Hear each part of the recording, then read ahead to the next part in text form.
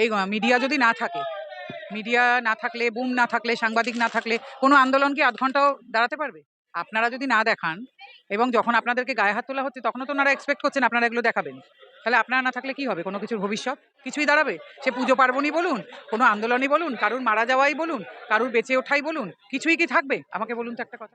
সাংবাদিকদের আগে এরকমভাবে গায়ে হাত তোলা নির্বিচারে বা সাংবাদিকদের কাজে বাদ দেওয়া বা যে কোনো রকমভাবে বাধা দেওয়া, এটা এতদিন এইভাবে ছিল না। আমাদের চোখের সামনে আমরা দেখলাম।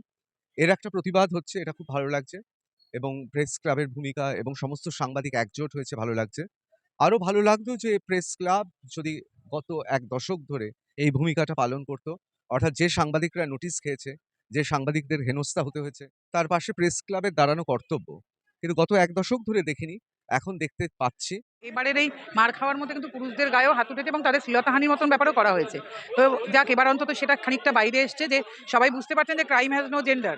মেয়েদের সঙ্গে তো এটা হয়, মেয়ে জার্নালিস্টদের সঙ্গে আগেও অনেকবার হয়েছে, কিন্তু এবার পুরুষদের সঙ্গেও হয়েছে এবং তারা মানসিকভাবে খুব বিধ্বস্ত। ভাবে গণতন্ত্রে চতুর্থ স্তম্ভকে আঘাত করছে, তাদের নির্মূল করা উচিত। দৃষ্টান্তমূলক শাস্তি দিলে তাহলে এই প্রবণতা বন্ধ হবে।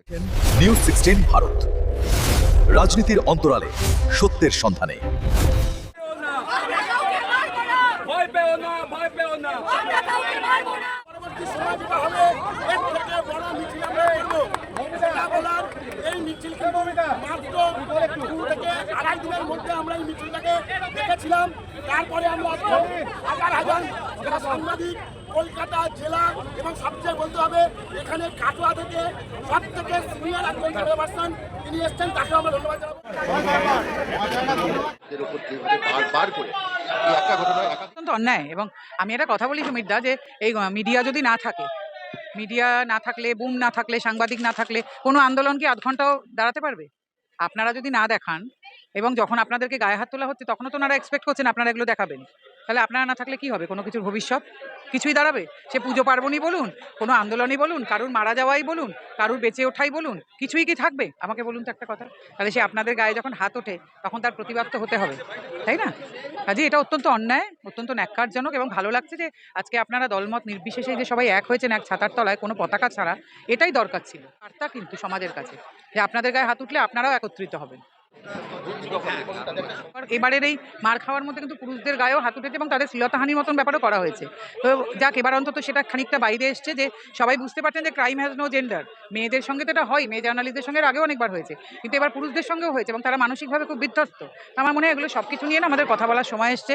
একটা আইনি সুরাহা করার ব্যাপার, উভয়ের জন্য একটা নিশ্চিত জায়গা, সুরক্ষার বিষয়, এগুলো নিয়ে আমরা মনে হয় আমাদের ভাবা দরকার। বলবো যে এটা ঠিক কথা যে কখনো কখনো কারোর কোনো কোনো খবর পছন্দ নাও হতে পারে।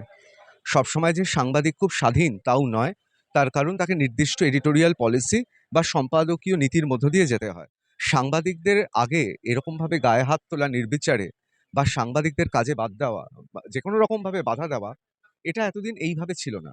আমাদের চোখের সামনে আমরা দেখলাম। এর একটা প্রতিবাদ হচ্ছে, এটা খুব ভালো লাগছে। এবং প্রেস ক্লাবের ভূমিকা এবং সমস্ত সাংবাদিক একজোট হয়েছে, ভালো লাগছে। আরো ভালো লাগতো যে প্রেস ক্লাব যদি গত ১ দশক ধরে এই ভূমিকাটা পালন করত। অর্থাৎ যে সাংবাদিকরা নোটিশ খেয়েছে, যে সাংবাদিকদের হেনস্থা হতে হয়েছে, তার পাশে প্রেস ক্লাবের দাঁড়ানো কর্তব্য। কিন্তু গত ১ দশক ধরে দেখিনি, এখন দেখতে পাচ্ছি। বলব যে সবলের সবসময় দুর্বলের প্রতি অত্যাচার রয়েছে, এ বিষয়ে কোনো সন্দেহ নেই। এবার কেউ যখন, সেটা সরকার হতে পারে, সেটা হতে পারে কোনো নির্দিষ্ট রাজনৈতিক দল, কোনো আন্দোলন, সে যখন তার মতো স্বাধীনভাবে খবর করছে বা সে তার নিজস্ব মত অনুযায়ী খবর করছে, সেইখানে তাকে বাধা দেওয়া যায় না। এবার দেখব যে যদি সবলের বিরুদ্ধে খবর করার পরেও সব সাংবাদিক একজোট হয়, প্রেস ক্লাব এই ভূমিকা পালন করে, তখন বুঝবো যে আমরা ঠিক পথে আছি। এটা তো একটা পেশাদার সংস্থা, যেকোনো পেশাদার সংস্থা তার কর্মীদের বিপদে পড়লে, বিশেষ করে কর্তব্যরত অবস্থায় বিপদে পড়লে তার পাশে দাঁড়ানোটা তাদের কর্তব্য। এবং সেই কর্তব্যচ্যুত যদি হয়, তাহলে আমাদের এখানে বিভিন্ন ল রয়েছে। যেমন একটা ফ্যাক্টরিতে লেবার ল রয়েছে। সেখানে কর্তব্যরত অবস্থায় যদি কারোর যদি খুব ক্ষতি হয়, তাহলে সেই সংস্থাকে ক্ষতিপূরণ দিতে হয়। এটা যেমন আমাদের দেখতে হবে, তার পাশাপাশি এটাও দেখতে হবে যারা গ্রাউন্ড জিরোতে কাজ করছে তাদের কাজের বাধা যেন না দেওয়া হয়।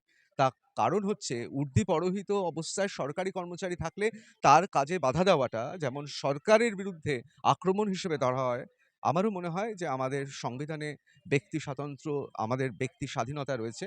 এটাকে মনে করা উচিত যে কোনো সাংবাদিক তিনি যদি কর্তব্যরত অবস্থায় গ্রাউন্ড জিরোতে আহত হয়, সেটাও সংবিধানের প্রতি আঘাত। সরকারের দেখা উচিত, এবং সরকারের তো তথ্য সংস্কৃতি দপ্তর রয়েছে, এবং কেন্দ্রীয় সরকারের আমরা জানি যে ministry of information and broadcast রয়েছে, তথ্য সম্প্রচার মন্ত্রক রয়েছে। এটা তো তাদেরও দেখা উচিত।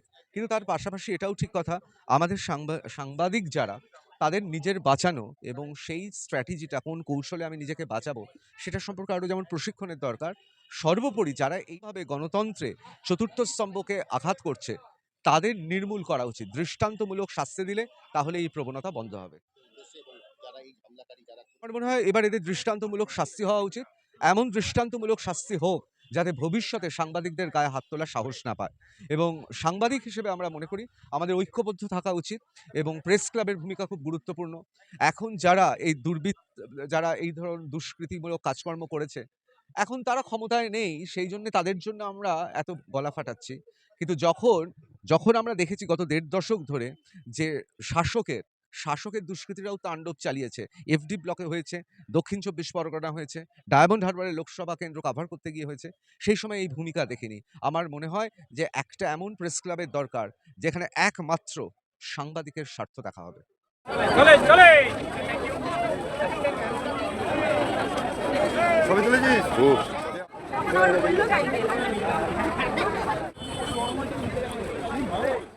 নিউজ 16 ভারত, রাজনীতির অন্তরালে সত্যের সন্ধানে।